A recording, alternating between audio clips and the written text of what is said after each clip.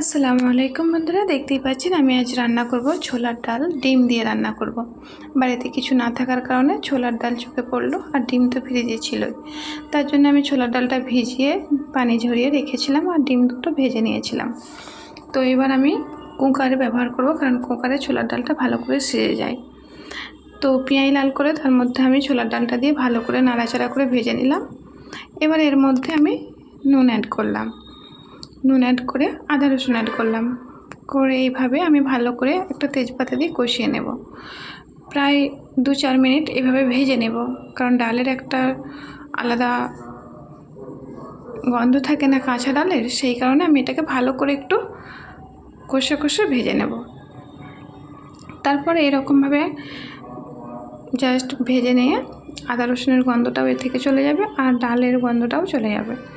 এভাবে আস্তে আস্তে আমি ভেজে নেওয়ার পর এতে সামান্য পরিমাণে আমি হলুদ গুঁড়ো অ্যাড করব,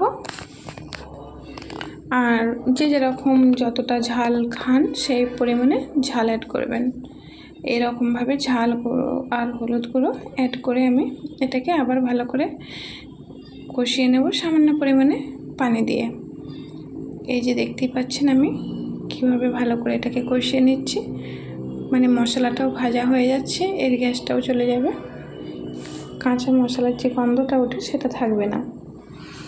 আর এই কারণে আমি কুকারে রান্না করছি, প্রেশার কুকারে, কারণ ডালটা একটু সিজতে দেরি হয়, তো যে কারণে প্রেশার কুকারে দিলে তাড়াতাড়ির মধ্যে এটা সিজে যায়। 2 থেকে 3টে সিটি মারলেই এটা সিজে যায় আর রান্নাটা টেস্টিও হয়। তারপরে আমি এখানে পরিমাণ মতো পানি অ্যাড করে 2 মিনিট চাপা দিয়ে রেখে দেব। তারপরে চাপা দিয়ে রেখে দেব। তারপর যখন পানিটা একটু মরে মরে আসবে তখন আমি খুলে এটাকে ভালো করে আর একবার কষিয়ে নেব। এই যে দেখতেই পাচ্ছেন আমি কীরকমভাবে এটাকে ভালো করে ভেজে তো নিয়েছিলাম, মশলাটাকে ভালো করে কষিয়ে নিচ্ছি। তারপর আমি এতে অ্যাড করব ধনে গুঁড়ো এরকমভাবে অ্যাড করে ভালো করে কষিয়ে নেব। কষিয়ে নেওয়ার পর আর এতে এবার আর সেরকম কিছু দেওয়ার নেই, এবার পানি দিয়ে দিলাম পরিমাণ মতো, পানি দিয়ে, আর ডিমটা তো আগে থেকে রেডি করা ছিলই, তো সেই সিদ্ধ ডিমগুলো ভেজে রেখেছিলাম সেটা আমি এর মধ্যে অ্যাড করে দিলাম। এবার আমি এতে একটু সামান্য পরিমাণ এলাচ ফাটিয়ে রেখেছিলাম ওটা দিয়ে দিলাম, আর সামান্য পরিমাণ 4 চামচের 1 চামচ চিনি অ্যাড করলাম, এতে টেস্টটা বেশি সুন্দর মানে ভালো আসে। তারপরে এই যে 3টে সিটি মেরে নিলাম, রান্না রেডি। দেখতেই পাচ্ছেন আমার রান্না কমপ্লিট। তো এইভাবে বাড়িতে অবশ্যই ছোলার ডাল ডিম রান্না করে দেখবেন, খেতে অসাধারণ লাগবে।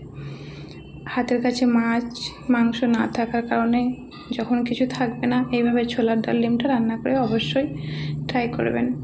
বাচ্চা বড় সকলে ভালোবেসে ভক্তির সাথে খাবে। দেখতেই পাচ্ছেন বন্ধুরা।